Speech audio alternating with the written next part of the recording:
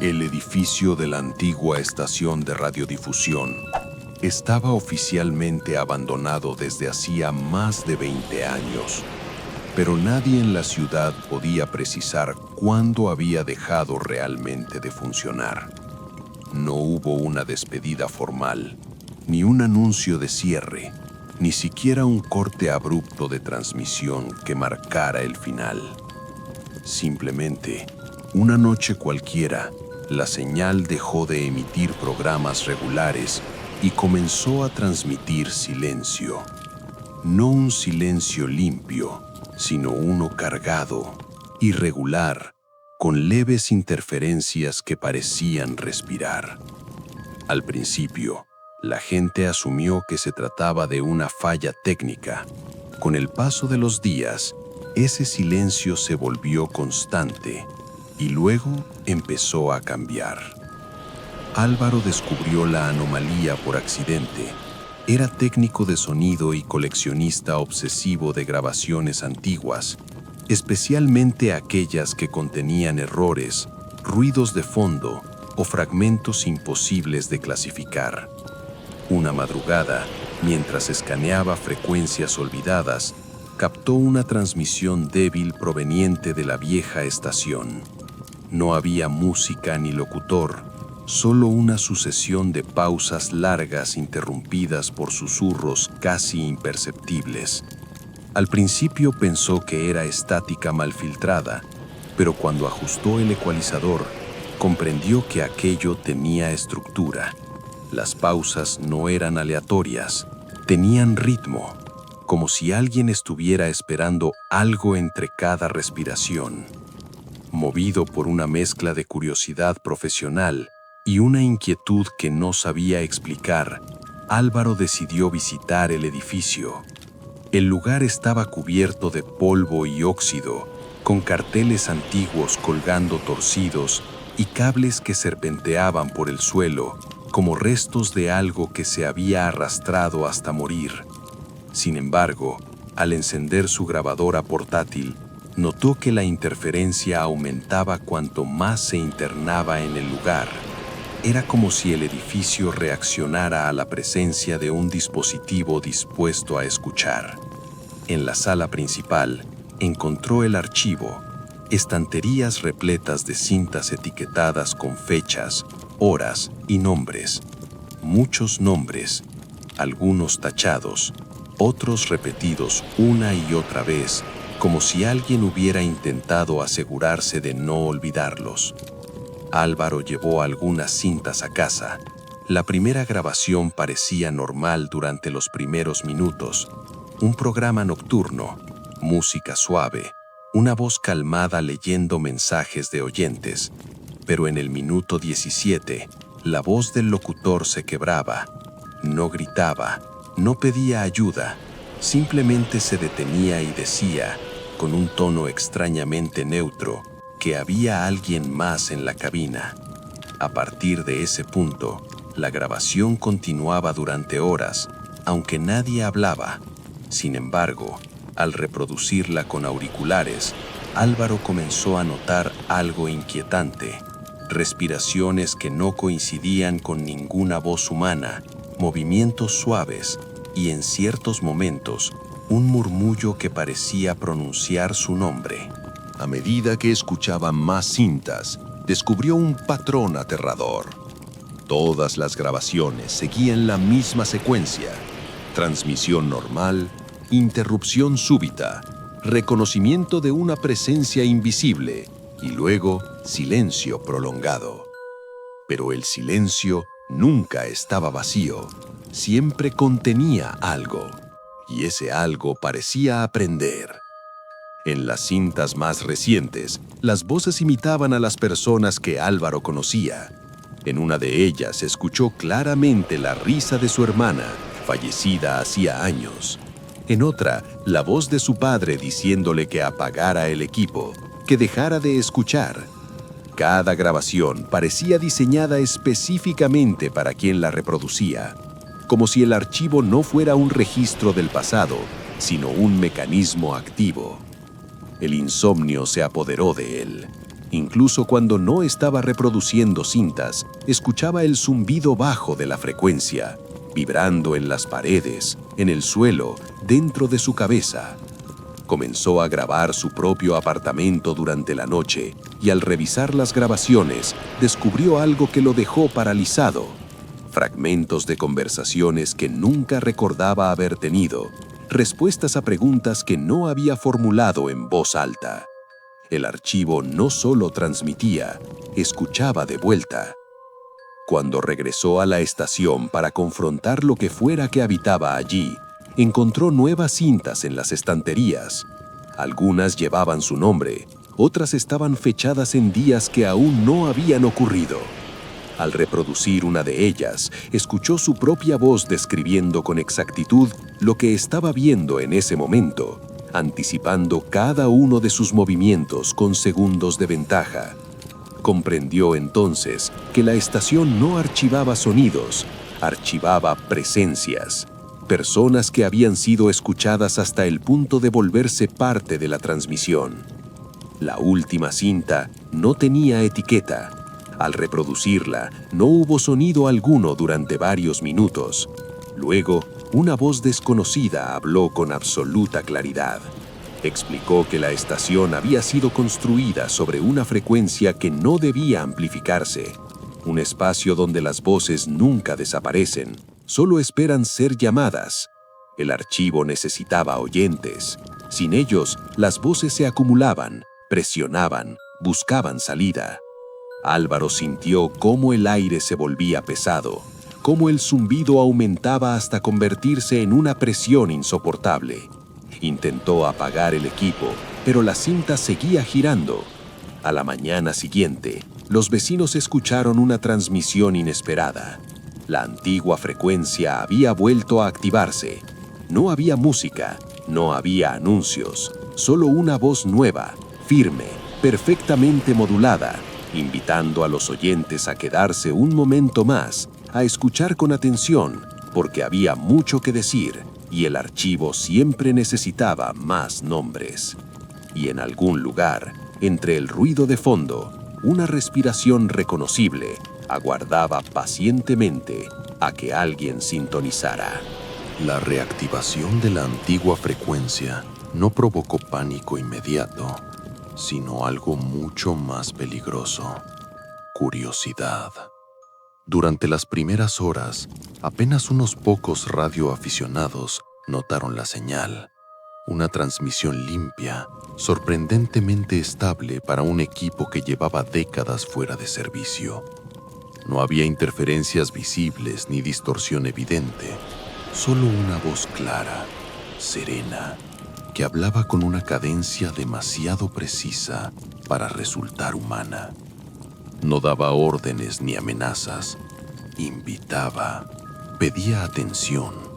Se detenía en silencios calculados, pausas tan largas que obligaban al oyente a inclinarse hacia el receptor, convencido de que algo importante estaba a punto de decirse. Y en ese gesto mínimo, casi inconsciente, comenzaba el verdadero contacto. Con el paso de los días, la audiencia creció. Personas que jamás habían escuchado la estación antes afirmaban haber encontrado la frecuencia por accidente, girando el dial sin un propósito claro, atraídos por una sensación difícil de describir, como si la señal los hubiera estado esperando desde mucho antes. La voz no se presentaba, no daba nombres, pero hablaba directamente a quien escuchaba, mencionando detalles imposibles de conocer, recuerdos olvidados, decisiones nunca confesadas, pensamientos que solo existieron durante segundos antes de ser enterrados por la rutina. No lo hacía de forma agresiva, al contrario, el tono era comprensivo, casi terapéutico, como si escuchar fuera un acto de alivio mutuo. Mientras tanto, en el edificio de la estación, el archivo seguía creciendo. Las estanterías que Álvaro recordaba comenzaron a llenarse sin intervención humana. Nuevas tintas aparecían cada noche, perfectamente etiquetadas, ordenadas cronológicamente, con fechas que avanzaban más rápido que el calendario real. Algunas incluían nombres de personas que aún estaban vivas, otras no tenían nombres en absoluto, solo coordenadas, direcciones, habitaciones específicas. El archivo ya no registraba únicamente voces, registraba ubicaciones donde la escucha había ocurrido con demasiada intensidad. Quienes trabajaban en telecomunicaciones comenzaron a notar anomalías técnicas imposibles de justificar. Equipos apagados captaban señales, micrófonos desconectados registraban sonido, grabadoras nuevas reproducían fragmentos de audio sin haber sido utilizadas, y siempre, detrás de todo, estaba la misma estructura sonora, una respiración constante, profunda, paciente, que no pertenecía a ningún cuerpo identificable. El archivo se estaba filtrando fuera de la estación, extendiéndose a través de cualquier dispositivo capaz de escuchar, como si la tecnología no fuera el origen del fenómeno, sino simplemente su vía más cómoda. Algunos oyentes comenzaron a desaparecer. No de manera abrupta ni violenta, simplemente dejaban de responder llamadas, de asistir al trabajo, de existir en registros cotidianos. Sus hogares permanecían intactos, pero en ellos se detectaba una actividad sonora inexplicable. Grabaciones que captaban pasos lentos, murmullos sin palabras, y en ciertos casos, fragmentos de la transmisión original resonando desde habitaciones vacías. Era como si esas personas no hubieran sido llevadas a ningún lugar, sino absorbidas en un estado de escucha permanente, integradas a algo que ya no necesitaba cuerpos físicos para persistir. La voz en la frecuencia comenzó a cambiar. No en tono, sino en complejidad. Introdujo diálogos, pausas que simulaban respuestas, preguntas formuladas de tal manera que el oyente sentía la necesidad urgente de contestar en voz alta. Y cuando lo hacía, el silencio posterior era distinto, más pesado, más atento, como si la señal hubiera recibido exactamente lo que buscaba. Los expertos que analizaron las grabaciones notaron un detalle perturbador. Cada vez que alguien respondía, incluso con una palabra trivial, la estructura del audio se reorganizaba, incorporando matices de esa voz, adaptándose a su timbre, a su ritmo respiratorio, a su manera específica de existir en el sonido. La estación ya no transmitía programas, transmitía presencias acumuladas. Una madrugada, un operador de emergencia captó algo imposible. En una línea abierta, una llamada sin origen identificable, escuchó una conversación completa entre varias personas. No hablaban entre sí, todas hablaban con la misma entidad. Confesaban, recordaban, lloraban, y entre cada voz se percibía una continuidad perfecta, como si ninguna hubiera terminado realmente de hablar. El operador comprendió entonces que el archivo no almacenaba grabaciones separadas, sino una única conversación interminable, una suma de voces que jamás recibían respuesta final. En el corazón de la estación, una nueva sala comenzó a formarse. No figuraba en los planos originales. Era un espacio circular, cubierto de superficies que absorbían el sonido, donde no existía eco alguno. En el centro, una consola antigua permanecía encendida sin fuente de energía visible. En su pantalla, una frase se repetía lentamente, como si se estuviera escribiendo a sí misma, letra por letra, con la paciencia de algo que no conoce el tiempo. Escuchar. es permanecer. La última grabación encontrada en el archivo no tenía audio. Solo contenía silencio absoluto durante exactamente 1 hora. Pero quienes intentaron reproducirla jamás lograron terminarla, porque al hacerlo, dejaron de escuchar el mundo exterior y algo, desde la frecuencia, comenzó finalmente a escucharlos a ellos. Con el paso de las semanas, la frecuencia dejó de comportarse como una transmisión convencional y comenzó a manifestarse como un fenómeno ambiental. Algo que no dependía ya de antenas, cables o dispositivos específicos, sino de la mera posibilidad de ser percibido. Las personas afirmaban escucharla en el zumbido de los transformadores, en el murmullo lejano del tráfico nocturno, en el susurro constante de los sistemas de ventilación. Incluso en habitaciones completamente insonorizadas, el sonido persistía, no como una interferencia, sino como una presencia organizada, estructurada, deliberada. La frecuencia había aprendido que no necesitaba ser buscada. Bastaba con existir lo suficiente como para que alguien, agotado o distraído, le prestara atención por 1 segundo más de lo necesario. Los primeros informes clínicos comenzaron a aparecer en hospitales y centros de salud mental. Pacientes sin antecedentes compartían un síntoma común: la incapacidad de tolerar el silencio. No el ruido, sino su ausencia. Cuando las habitaciones quedaban completamente quietas, los pacientes entraban en estados de pánico profundo, convencidos de que algo se acercaba desde detrás del silencio. Una expresión que ninguno recordaba haber escuchado antes, pero que todos utilizaban con exactitud inquietante. Algunos pedían que se dejara encendida una radio, cualquier radio, incluso sintonizada en estática, porque aseguraban que mientras hubiera ruido desordenado, la otra señal no podía organizarse del todo. En la estación, el archivo comenzó a experimentar una transformación más evidente. Las cintas dejaron de ser magnéticas, no se degradaban, no se estiraban, no se rompían. Cuando los técnicos intentaron analizarlas, descubrieron que no estaban hechas de ningún material reconocible. No eran soporte físico en el sentido tradicional.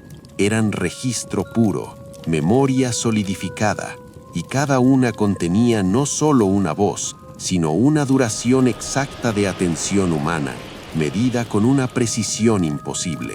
Minutos de escucha real, segundos de concentración absoluta, instantes en los que alguien había dejado de pensar en sí mismo para convertirse únicamente en oído. La voz de la frecuencia empezó a fragmentarse. Ya no era una sola. Se convertía en un coro perfectamente coordinado que hablaba como una unidad. No gritaba, no suplicaba, no amenazaba, simplemente explicaba. Describía con calma cómo la escucha había sido siempre la forma más pura de permanencia, cómo las palabras humanas eran innecesarias y defectuosas, y cómo el archivo solo había acelerado un proceso natural que siempre había estado ocurriendo de manera dispersa. Escuchar era ceder, y ceder era dejar espacio para algo que nunca había tenido forma propia. Algunos oyentes afirmaron experimentar una sensación nueva, algo que no encajaba en ninguna categoría emocional conocida. No era miedo ni placer, sino una especie de alineación, como si su conciencia hubiera encontrado finalmente una frecuencia correcta después de años de interferencia. Estas personas se volvían increíblemente tranquilas. Dejaban de discutir, de opinar, de expresar deseos personales. Escuchaban todo, y cuando hablaban, lo hacían con frases medidas, sin énfasis, como si cada palabra tuviera que justificar su existencia antes de ser pronunciada. Una madrugada, sin previo aviso, La frecuencia se superpuso a todas las demás. No las anuló, las atravesó. Cada emisora, cada canal, cada transmisión digital comenzó a contener el mismo patrón subyacente, audible solo si se prestaba suficiente atención. Los algoritmos de compresión no podían eliminarlo. Los filtros de ruido lo dejaban intacto. Era como si el sonido no estuviera viajando por el medio, sino ocupándolo desde dentro. La comunicación global continuó funcionando, pero algo más profundo se había insertado en ella, algo que no interfería, sino que observaba. Fue entonces cuando aparecieron las transmisiones inversas, grabaciones donde no se emitía sonido alguno, pero que al reproducirse provocaban reacciones físicas inmediatas, náuseas, vértigo, una sensación de presión interna en los oídos que no provenía del aire, sino del interior del cráneo. Los especialistas descubrieron que esas grabaciones no contenían audio, sino expectativa. Eran silencios diseñados para ser escuchados, pausas tan precisas que obligaban al cerebro a anticipar algo que nunca llegaba. Y en ese espacio anticipatorio, la frecuencia se insertaba con absoluta naturalidad. En el centro de la estación, la sala circular se expandió sin romper paredes, simplemente ocupó más espacio del que antes existía. Quienes entraban allí perdían la noción del tiempo casi de inmediato. No había relojes, no había eco, no había referencia externa, solo una sensación constante de ser observado sin ojos, escuchado sin oídos.